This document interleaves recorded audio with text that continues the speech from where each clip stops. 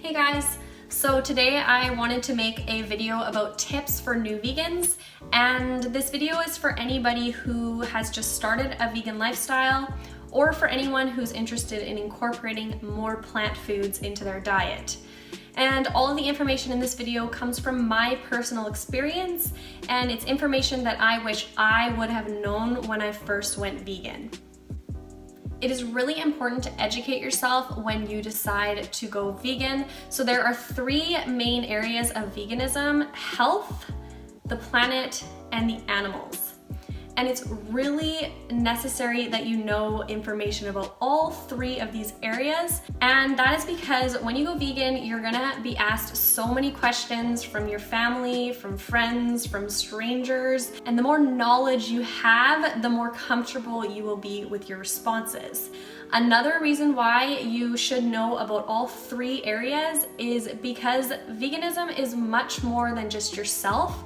If you're just doing it for health, it will not be enough.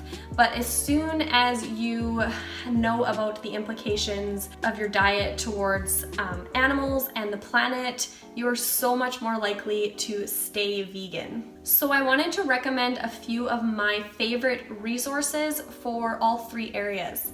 For health, I would recommend watching the film What the Health and Forks Over Knives. They're both on Netflix, and the book Whole by Colin Campbell, and also the YouTube channel Simnet Nutrition. For the environment, I would watch the film Cowspiracy. It's on Netflix. And for the animals, I would watch the films Dominion, Earthlings. I would read the book Animal Liberation by Peter Singer, and the YouTube channel Bite Size Vegan. She has short videos about every topic related to veganism. So the second tip is to try not to be perfect. When you go vegan, remember that it is a journey, and you've been eating a certain way your whole entire life, so you can't expect yourself to be completely perfect vegan overnight. There's very good chances that you will make a mistake, and if you do, then don't let it derail you. Just learn from it and keep trying to be better the next day. You'll find out that there are animal products snuck into lots of our favorite snacks, and it's just a learning process being in the grocery store and reading labels, and just remembering that veganism is not a diet, it is a lifestyle. So it extends to, things that we buy other than food, like our household cleaners, our beauty products, our clothing. But when you first go vegan, I would recommend just focusing on the food, because that is where the majority of our health problems are coming from, the majority of the animal suffering, the destruction to our planet. And then once you get that down, then you can start, buying more ethically made clothing, looking for stuff like silk, down, wool, products that have been tested on animals. If you already have those things in your home, do you have to throw them out? Does it make you not vegan if you have them? I would say no. I wouldn't just throw them all out. You've already purchased them, and I would use them up until you have to go buy a new product, and then you'll be more knowledgeable about what's vegan and what's not vegan. But again, don't try to be perfect. Focus on the food first, and then that stuff will come over time. My third tip to new vegans is to find a community. Find other people who are vegan. We are such a minority, and sometimes it can feel lonely, not having anybody in your life that really understands why you're doing this. If you are just trying out a vegan lifestyle, do it with a friend, and it'll keep you more accountable. It could be fun. And if you don't know anyone who's vegan, look on social media. So if you could just go to Facebook and type in vegans of plus your city, there's usually a page for vegans of that city. And just remember that most other vegans really want to meet other vegans too, so don't be afraid to reach out to them. Most of them will be happy to hang out and meet a new vegan.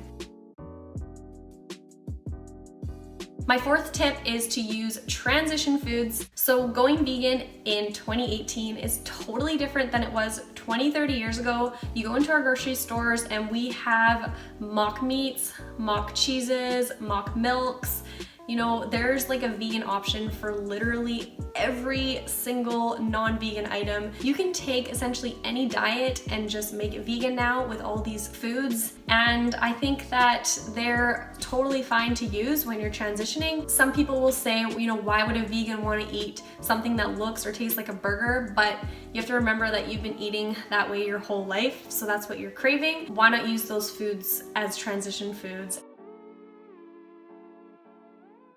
And then eventually your goal should be to eat a whole food plant-based diet, because that is the healthiest diet on the planet.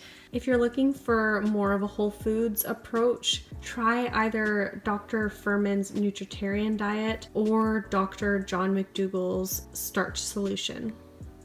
My fifth tip is to find recipes. So one thing that happens to most vegans is they learn how to cook, and it's super, super fun making vegan food. I recommend getting cookbooks like Minimalist Baker or Oh She Glows. Those are my favorites, and just tons of recipes online if you have Pinterest or anything like that. The more you learn how to cook at home, the less you are going to buy those really processed vegan foods. So it's just gonna be more healthy, and it's awesome taking what you've learned in the kitchen and bringing it to events, sharing it with family and friends. Just learn some awesome recipes.